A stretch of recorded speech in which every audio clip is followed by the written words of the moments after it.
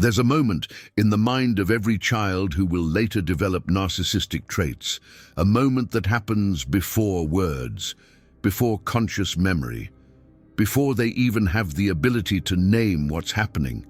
And in that moment, something inside them dies forever.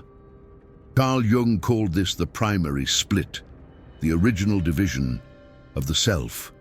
And what I'm about to reveal might be too disturbing for most psychologists to discuss openly. But before we go any further, I need you to understand one thing. This isn't some abstract theory. This is happening right now, in this very second, in thousands of homes around the world. Children are experiencing this moment, and most parents have absolutely no idea what they're doing. I'm going to show you exactly what happens inside a child's mind when narcissism is born. Step by step, moment by moment. And once you understand this, you'll never look at your own childhood the same way again. Let's start at the beginning. At ground zero, a child is born without any separation between themselves and the world. Jung described this as mystical participation. The child doesn't know where they end and where their mom begins.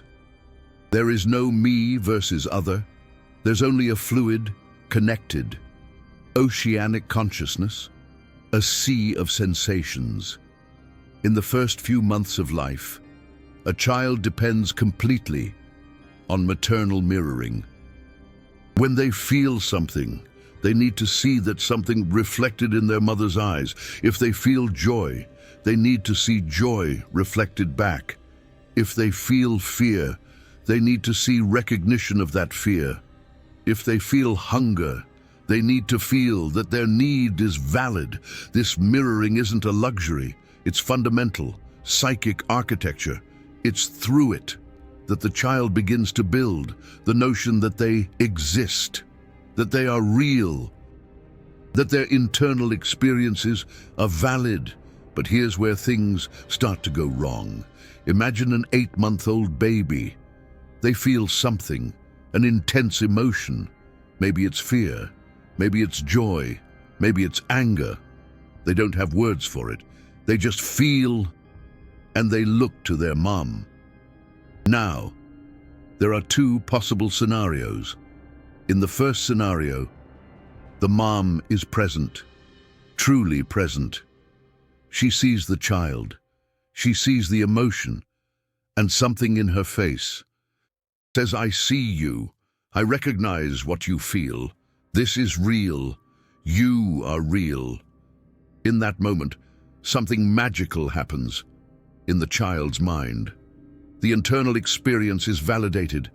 The child learns that their emotions are real, that they are real, that there's a true self inside them that deserves to be seen. This is the healthy birth of identity. But there's a second scenario, and it's in this scenario that narcissism is born. The child feels the emotion, looks to their mom, and what do they find? Maybe they find an empty face, absent. The mom is there physically, but not emotionally. Her eyes reflect nothing. There's no recognition, no validation. The child cries into the void, and the void doesn't answer. Or maybe they find irritation. The mom is overwhelmed, frustrated, and the child's emotion is treated as an inconvenience, as a problem, as something that needs to be eliminated, not welcomed, or even worse. The mom projects something onto the child. The child feels fear, but the mom says they're being dramatic. The child feels joy, but the mom ridicules them. The child feels anger, and the mom shames them. And in that moment, something catastrophic happens in the infant's mind. The child faces an impossible dilemma, an existential paradox that no 8-month-old brain should ever have to solve. On one side, There's the internal experience, what they really feel, the true self. On the other side, there's the mom, the source of survival, the only connection to life. And the two things are in direct conflict. If the child maintains connection with what they really feel, they lose connection with their mom. If they maintain connection with their mom, they need to deny what they really feel. Jung called this an impossible choice, and it's impossible because both options are necessary to survive. The child needs the true self to have an identity, and they need their mom to stay alive. But the child can't choose both, not when they're in conflict. So they do the only thing they can do, the only logical choice for an 8-month-old brain. They choose to survive, and to survive, they kill a part of themselves. This is the moment, the exact moment, when narcissism is born, not with a dramatic trauma, not with obvious abuse, but with a silent, pre-verbal, impossible choice that the child makes without any awareness that they're making it. The true self goes into the shadow. It's buried, forgotten, denied, and in its place, something new arises. Jung called it the false self, a construction, a mask, a persona, created specifically to maintain connection with the mom. This persona isn't the child. It's what the child has learned. They need to be loved, to be seen, to survive. And here's the most disturbing part. The child doesn't know that this happened. There's no conscious memory of this moment. There's no narrative. There's no trauma that can be recounted. There's only a void, a hole where the true self should be, and a persona that functions in its place. Let me give you a concrete example, because maybe this still seems too abstract. A 3-year-old girl is playing on the floor. She's happy, genuinely happy. She found an ant, and she's fascinated. She squeals with joy, calling her mom to come and see. The mom is exhausted, had a rough day, is thinking about a million things. And when she hears her daughter squeal, she gets irritated. "Stop yelling, Emily. You're being annoying." The girl freezes. The joy she was feeling is now in direct conflict with maternal disapproval. She looks at her mom, seeks recognition, seeks mirroring of her joy, and finds rejection. In that moment, the girl's brain makes an unconscious calculation. If joy causes disapproval, joy is dangerous. If joy pushes mom away, joy needs to be suppressed. And a part of her joy goes into the shadow. Not all of it, but a part. A small split happens now. Multiply this by hundreds of times, by thousands of moments throughout the first 7 years.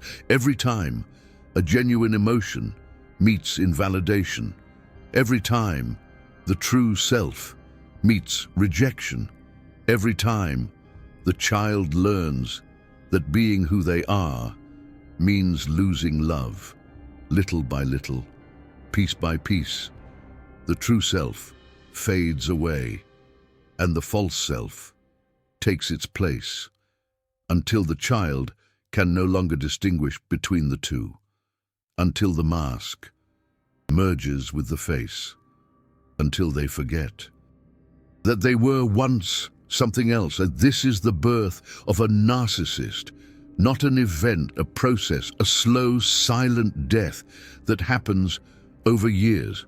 Now, let me explain how this develops over time, because the primary split is only the beginning. In those early years, a child continues to receive messages about what is acceptable and what is not.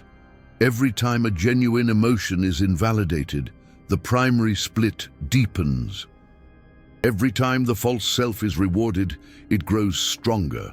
The child quickly learns which parts of themselves are allowed to exist and which need to disappear. If anger is punished, anger goes into the shadow. If sadness is ridiculed, sadness goes into the shadow.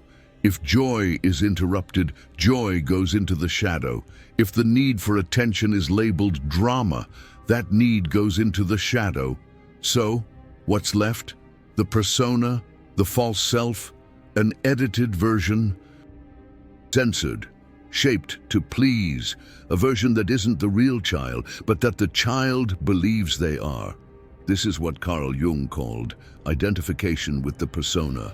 The child completely fuses with the mask, forgets there's anything underneath, forgets they were once something else, and that identification is the foundation of narcissism. But hold on, because we haven't gotten to the most important part yet.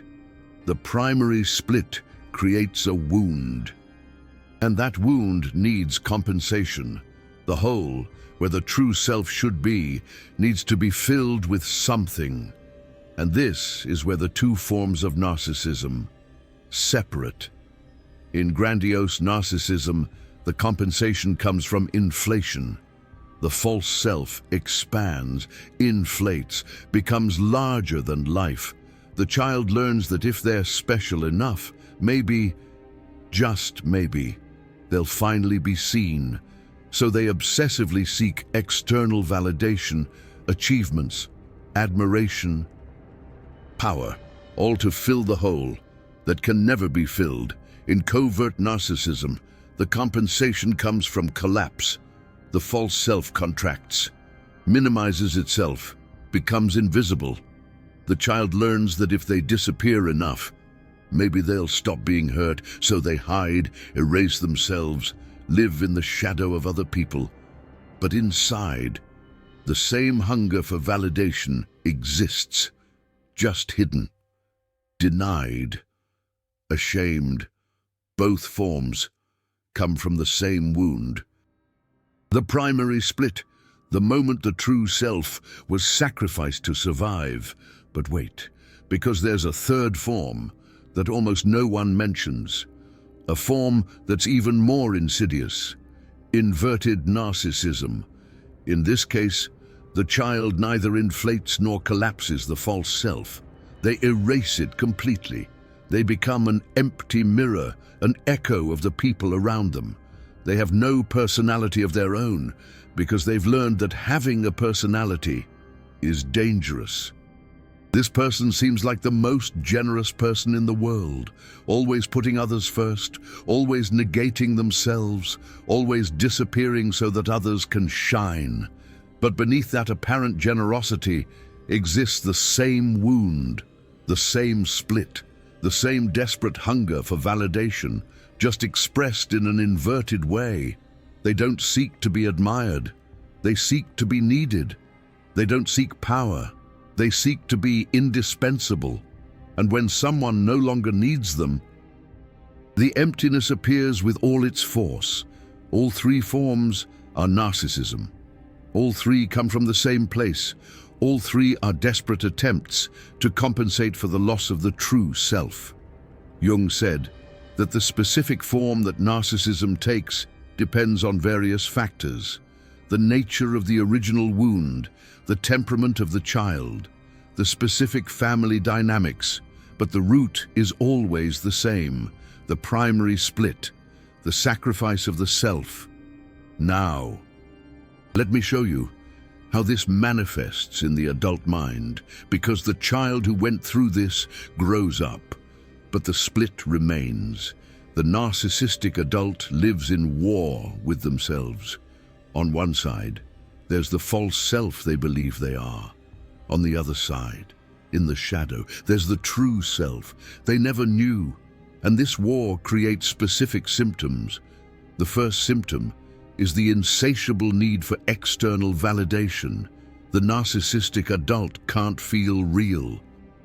Without the gaze of another, without applause, without confirmation, Because the only time they learned to feel real was through maternal mirroring. And the maternal mirroring failed. So they seek maternal mirroring everywhere, in relationships, at work, on social media, but it's never enough. Never. Because the hole is internal and no external validation can fill it. The second symptom is the inability to tolerate criticism. Any criticism, no matter how small, threatens to topple the entire structure of the false self. And if the false self falls, what's left? The emptiness, the hole, the non-existence. So the narcissist defends their persona with ferocity, attacks those who question them, projects, denies, does anything to not have to face the truth that their identity is a construction. The third symptom is the lack of genuine empathy. This doesn't happen because the narcissist is evil. It happens because to have empathy for another, you first need to have a connection with your own self. You need to know what you feel, to recognize what the other feels. But the narcissist has no access to their own self. It was buried. So they see the world through a distorted lens. Other people exist only in relation to them, as sources of validation, as threats, as objects, not as complete beings, with their own internal experiences. The fourth symptom is the transactional relationship. Every relationship becomes an exchange. What do I get out of this? What can this person give me? How much does this person validate me? Because the narcissist never learned that they can be loved for who they are. They only learned that they can be tolerated for what they offer.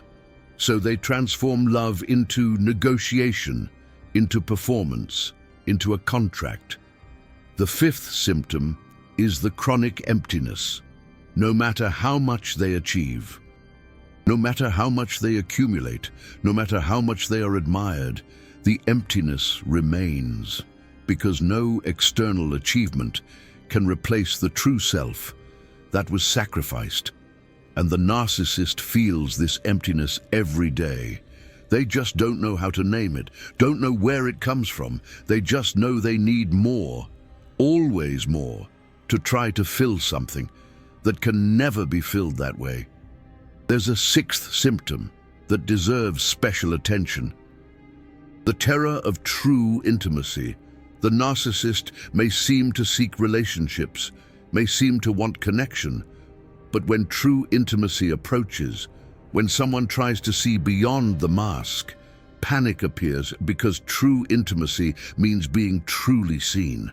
And being truly seen, it means revealing that there's nothing beneath the persona, or worse, means revealing the emptiness, the hole, the non-existence. So the narcissist sabotages. They create conflicts. They pull away. They attack. They do anything to maintain the distance that protects the mask. And then they wonder why all their relationships fail, why true connection always escapes them. And the seventh symptom, the constant oscillation between grandiosity and shame. Carl Jung called this enantiodromia, the tendency of extremes to transform into their opposites. The narcissist lives in this oscillation, one moment feeling special, superior, extraordinary. The next moment they feel defective, inadequate, trash. There's no middle ground, no stability, because the false self is a fragile construction, one that depends on constant external validation. When it receives validation, it inflates. When it doesn't, it collapses. This oscillation is exhausting. And that's why so many narcissists develop addictions, substances, work, relationships, anything that numbs the emotional roller coaster. Anything that temporarily fills the void. But no addiction works, because the problem isn't external. The problem is the primary split, and the split can only be healed from the inside out. Now, the question that matters, the question you might be asking yourself right now, Is it possible to heal this wound? Carl Jung would say, yes, but not through achievements, not through external validation, not through more performance of the false self. The healing comes from the opposite direction. It comes from descending, from going inward, from facing the shadow. Healing comes from recognizing that the person you believe yourself to be isn't who you really are. It's just a survival construct, a mask that was necessary, but it isn't you. Healing comes from grieving for the true self that was sacrificed, grieving for the child who had to make an impossible choice, grieving for the life that could have been lived authentically. Healing comes from reparenting the inner child, from finally giving them the maternal mirroring they lacked, from telling them that their emotions are valid, that they are real, that they deserve to exist. In practical terms, this means learning to do for yourself what no mum or dad ever did. It means stopping when an emotion arises, and instead of judging it or suppressing it, simply recognizing it. I see that you're angry. I see that you're sad. I see that you're scared. And it's okay to feel that way. You are real. Your emotions are valid. It sounds simple, but for someone who's spent their entire life suppressing emotions to survive, this is revolutionary. It's terrifying. And it's transformative. It also means actively questioning the inner critical voice. That voice that tells you that you're not good enough, that you're exaggerating, that you should be different. That voice is not yours. It's the internalization of the parental voices that created the primary split, and recognizing that is the first step toward freeing yourself from it. And healing comes from the repeated choice to act from the integrated self instead of the automatic complex, from stopping to obey the programming, from recognizing when the persona is in control, and from consciously choosing something different. This isn't easy. In fact, it's probably the most difficult work a human being can do, because it means facing the original terror, the fear that if you stop performing, you'll be abandoned. The fear that if you show who you really are, no one will want to stay. But it's the only way. Carl Jung called this process individuation, becoming who you really are, integrating the shadow, bringing the true self back from the darkness into the light. Individuation doesn't mean perfection. It doesn't mean you're going to become a problem-free person. It means wholeness. It means stopping living fragmented between an inflated false self and a buried true self. It means becoming a complete person, with light and shadow integrated, capable of loving and being loved for real. And when that happens, something extraordinary reveals itself. The true self never died. It was just hidden, waiting, guarded in the shadow until it was safe to emerge. And when it emerges, the narcissism begins to dissolve, not because you've become a better person morally, but because you don't need the compensation anymore. The hole closes, not with external validation, but with the presence of what should have always been there. Let me give you an example of how this happens in practice. A 42-year-old man came to therapy because his third marriage was ending. He didn't understand what was wrong. He did everything right. He worked hard. He provided. He achieved. But his wives always left him saying the same thing. You're here, but you're not present. You do everything, but I don't feel you. In the therapeutic process, he began to investigate his childhood, and he discovered something he had completely forgotten. He remembered a moment at 5 years old. He was crying because of a nightmare. And his father came into the room and said a phrase that was engraved somewhere deep. Men don't cry. Swallow it and go back to sleep. And he swallowed it literally. He swallowed the tears. He swallowed the emotion. He swallowed the true self that was asking for comfort. From that moment on, He never cried again, never showed vulnerability. He built a persona of success, strength, achievement, a persona that worked perfectly in the external world, but that was completely empty inside. His wives felt this absence. They were married to a mask, a performance, a false self, and when they sought true intimacy, they found only emptiness. The healing for him began when he was able to return to that moment, when he was finally able to cry the tears of 50 years ago, when he was able to tell the 5-year-old child that it was okay to cry, that emotions are valid, that he deserved comfort. This process took years. It wasn't linear. There were relapses. There were moments when the false self reassumed control, but little by little, the true self emerged, and with it, the capacity for intimacy, the capacity to be seen, the capacity to love for real. That is individuation. That is shadow integration. That is healing. And here's the part that no one talks about. The parents who create narcissists almost never know what they're doing. They don't wake up in the morning thinking about how to destroy the true self of their children. They're simply repeating the same pattern they lived. Because they also went through the primary split. They also sacrificed the true self. They also live identified with the persona. And they can't give their children what they never received. This is what Carl Jung called the generational transmission of complexes. Trauma passes from generation to generation, not through genes, not through told stories, but through micro moments of facial expressions, of quality of presence, of everything that isn't said but is completely absorbed. Think about it. Your great-grandmother may have gone through the primary split. She transmitted it to your grandmother, who transmitted it to your mother or your father, who transmitted it to you. 4 generations, a century of repeated wounds, and no one knew what was happening. And if you don't do anything, if you simply continue unconscious, you'll transmit it to your children, and they to their children. And the cycle continues, infinitely, creating narcissists, creating suffering, creating emptiness. But you can be the inflection point. You can be the generation that stops, that looks back, that recognizes the pattern, and that consciously chooses not to perpetuate it. This doesn't mean blaming your parents. They too were victims of the same cycle. They too were children who needed to sacrifice their true self.